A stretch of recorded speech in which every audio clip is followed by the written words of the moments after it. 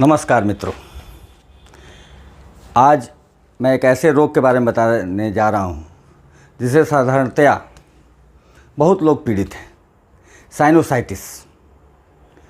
Sinusitis में क्या होता है, सबसे पहले मैं ये बताता हूँ। उसके बाद किस प्रकार एक्यूप्रेशर बिंदुओं के मदद से पहले दिन से ही साइनोसाइटिस में लाभ मिलने लगता है और किन बिंदुओं को दबाने से साइनोसाइटिस ठीक हो जाता है, इसके बारे में मैं बताऊंगा।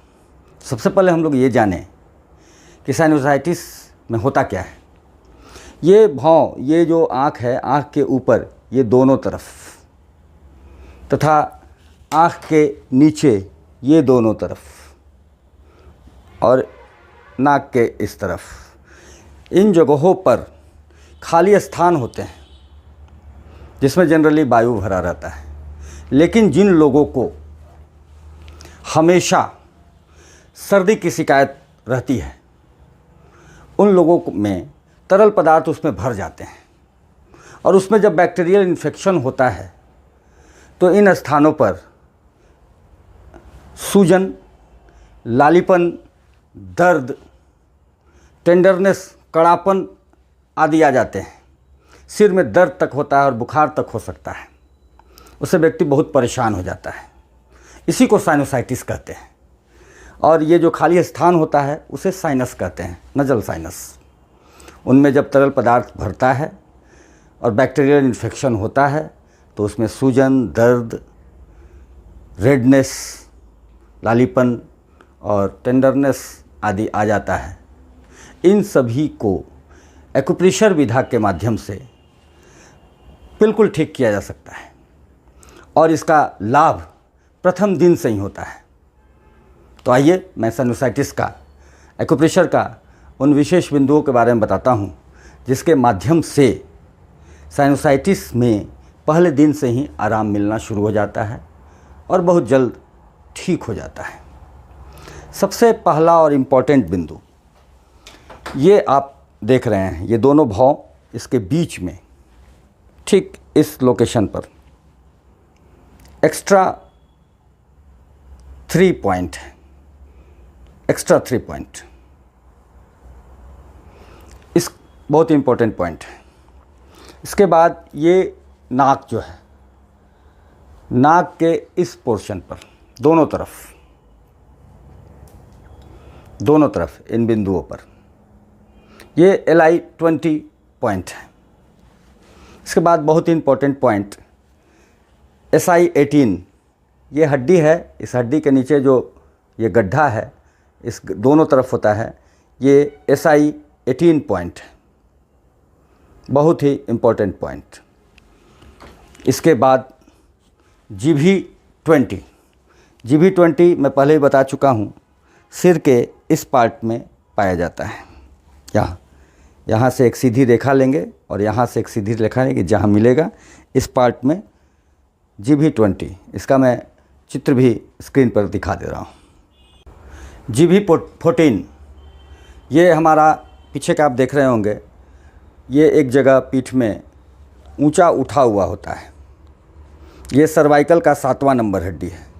ये सर्वाइकल के 7वें नंबर हड्डी और उसके नीचे थोरेसिक का 1 नंबर हड्डी, इन दोनों के ठीक बीच में ये GB14, मैं चित्र में भी दिखा दे रहा हूँ।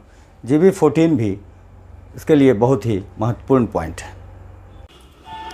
इसके बाद बहुत इम्पोर्टेंट पॉइंट है LI4। हाथ को ऐसे करेंगे और यहाँ जो माउंट बनता है ये LI4 पॉइंट है। इसके बाद हाथ को ऐसे मोड़ेंगे और इस जगह पर जो माउंट बनता है वो LI11 पॉइंट है, ये पॉइंट। इसके अलावा पैर में SP6 नंबर पॉइंट है, जो मीडियल मेलुलस से 4 अंगुल ऊपर होता है, वो मैं फ़ोटो में बता देता हूँ। ये सभी क्लासिकल एक्यूप्रेशर पॉइंट्स हैं। इसके अलावा बहुत ही इम्पोर्टेंट, सभी हाथों की, हथेली की 10 उंगलियाँ, उसका ये एरिया, ये टिप्स, ये सारे टिप्स जो हैं, इस हथेली के इन 5 उंगलियों के टिप्स इस हथेली में भी इन 5 उंगलियों के टिप्स, ये सभी रिफ्लेक्स बिंदु हैं। इन सभी बिंदुओं पर दबाव देना है। ऐसे भी हम लोग दबाव दे सकते हैं। अब तक जो मैंने बताया क्लासिकल बिंदु और ये रिफ्लेक्स बिंदु, इन सभी पर आधा आधा मिनट पंपिंग की तरह दबाव देने से प्रथम दिन और प्रथम ट्रीटमेंट में ही साइनोसाइटिस में आराम हो जाता है। साइनोसाइटिस में होने वाले असहनीय दर्द आदि जो भी विकार सामने आते हैं उनमें आराम हो जाता है और नज़ल क्लियर भी होता है। इसके अलावा हम लोगों को पीला सरसों का तेल, उस पीले सरसों के तेल को थोड़ा सा उंगली में लेकर दोनों नाकों में लगाना है और अपने नाभि में प्रतिदिन सुबह और शाम इसका प्रयोग करना है। ऐसा करने से निश्चित रूपेण साइनोसाइटिस में आराम मिलता है और एक्यूप्रेशर इसमें बहुत ही प्रभावी है। इसका प्रयोग कई दशकों से मैं अपने पेशेंट्स पर कराते आया हूं और अतुलनीय लाभ मिलता है। आप भी करें अगर साइनोसाइटिस से आप पीड़ित हैं या आपके कोई मित्र बंधु पीड़ित हैं तो, और भरपूर लाभ लें। धन्यवाद मित्रों।